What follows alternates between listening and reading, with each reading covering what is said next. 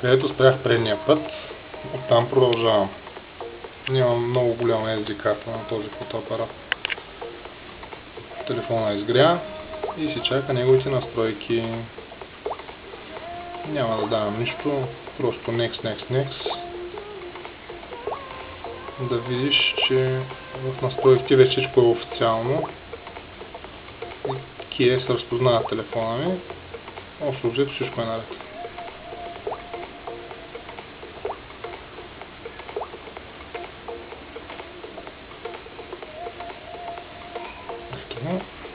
Абсолютно фабричен вид. Спирам GPS и MPS. Отиваме в настройки. За телефона, статус и тук вече пише официал. Виждаш? Така, вече съм 6 от всякъде стоков. Така, сега трябва да сложим recovery-то от важните теми във форума. Отиваш и стеглиш recovery-то. И си го слагаш на десктопа, така да чака, както аз примерно. Така, имаш Audi на 304, имаш recovery-то на десктопа, изключваме телефона пак.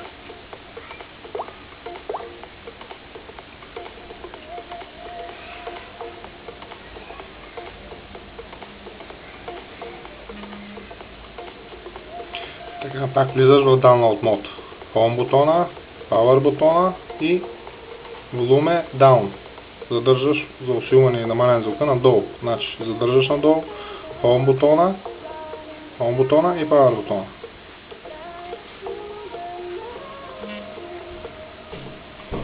Така, тук даваш волуме Up за усилването, нагоре един път. Вече си влезнал в Download Mode. Ето и всичко е официално, тук не знам дали виждаш. Камерата е толкова хубава, че... Както и да е. Всичко е официално. Така.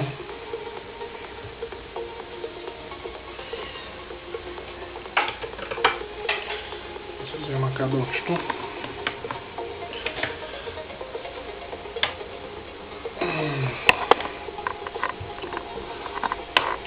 Подготвям си Audi-на.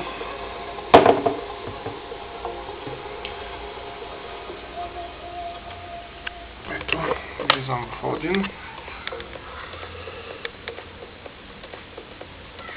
Така, цъкам на PDA и намирам това recovery, което съм свалил вече от форума. Важните теми на Degman. Аз съм си кръстил папка recovery. Никое друго recovery просто не слагам. Ето Fill Open. Тук виждаш, двете отметки са сложени. PDA и чака просто да натисна Start бутона. Свързвам.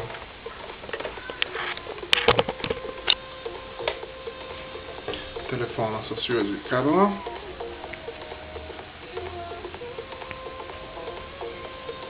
Така. И натискам Start бутон.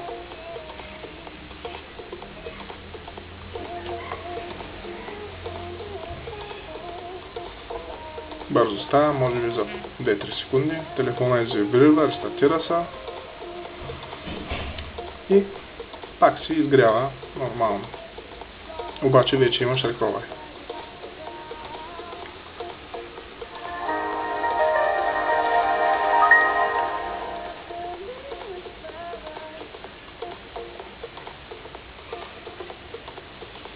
Махам кабела, няма да ми трябва повече.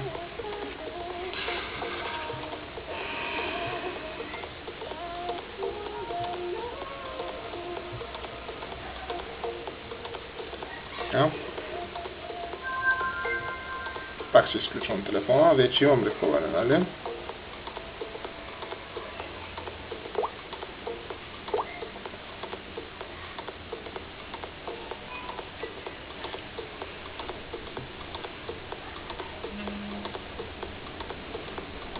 телефона изгасна, копчета долу изгаснаха. Сега, тъй като вече имаш recover-то, задържаш пак тези бутони. Power бутон, Home бутон, този път волумето нагоре. Нали?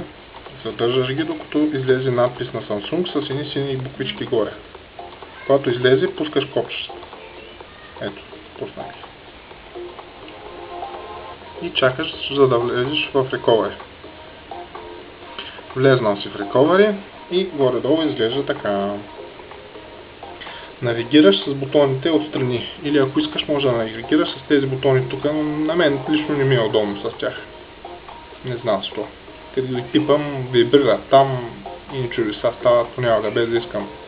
Натискам неща, които не искам. Както и да е. Аз навигирам с тези бутони. Volume Up и Volume Down и Power бутон.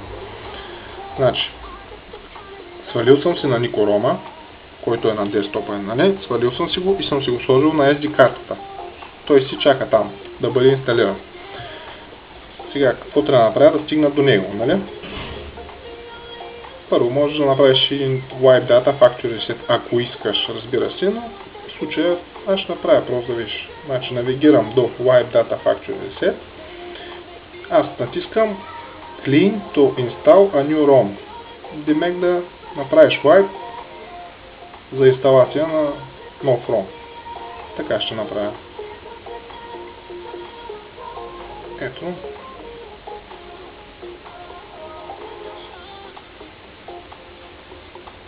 Ето. Press any key to continue. Аз натискам тук някъде.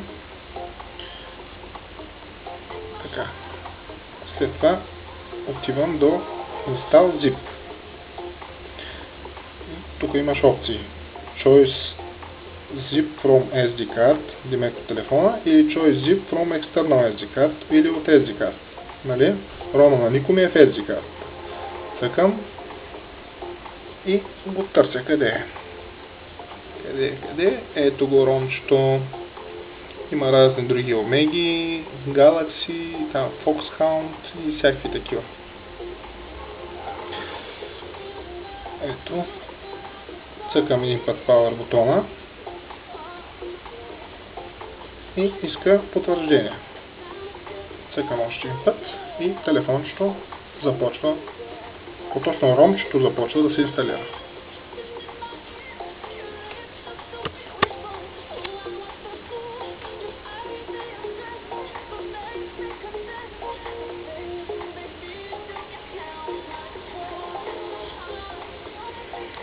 Тук ти иска потвърждения разни. Next. Съгласен си. Пак Next. Стокова анимация. Стокова, да. Стокова батерия. Стокова, да. Акулатор. Уетър. Widget да е прозрачен или да не е. Аз искам да е прозрачен. Какъв кернел, стоков, Адам или какъвто е там. Аз искам стоков. И install е последната опция. Вече просто само чакаш.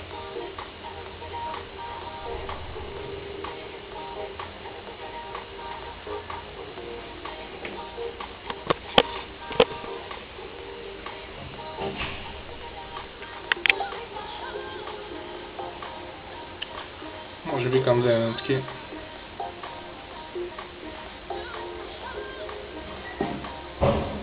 това е общо взето.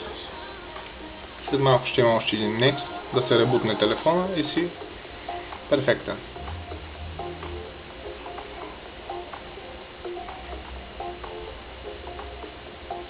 Видеото никак не е професионално, нали, но горе-долу може да видиш абсолютно обща представа къде и как да тъкнеш без да омажеш нищо или въобще ако се притесняваш от нещо.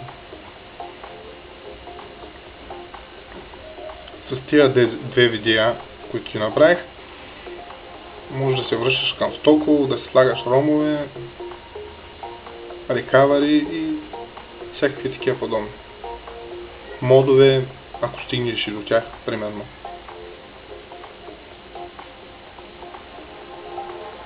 Модовете в повечето случаи се слагат като ромовете, нали?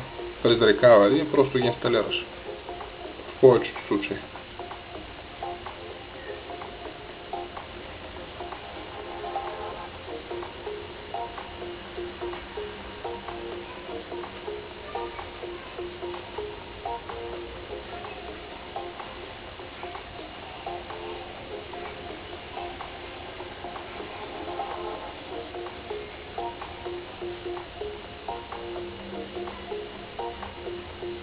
Малко излитаме.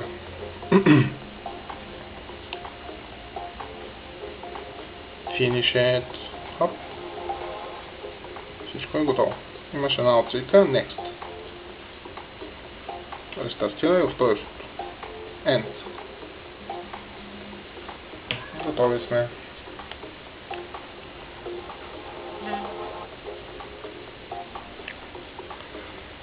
Galaxy S4, бла бла бла.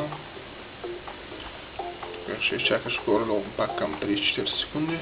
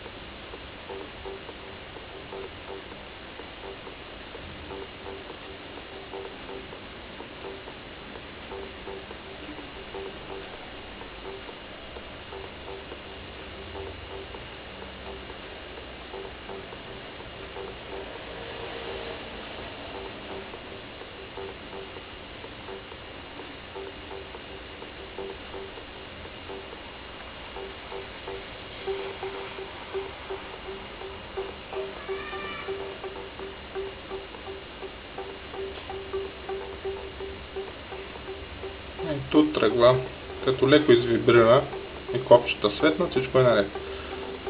Запалва се на български. Бла бла бла.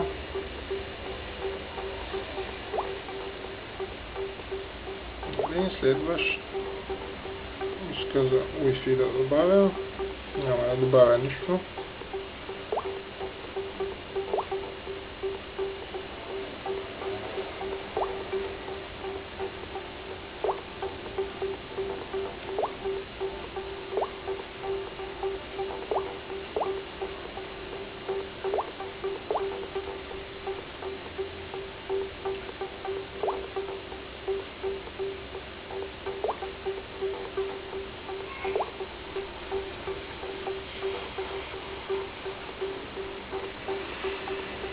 И това е, Милчо. Надявал съм да съм ти помогнал. Това е на Никором. Този начин изглежда. Има разни екстрички, много добре работи. Като цяло е много добър и стабилен ром. И точно за тебе. Абсолютно начинаещ. Добре, това е от мен.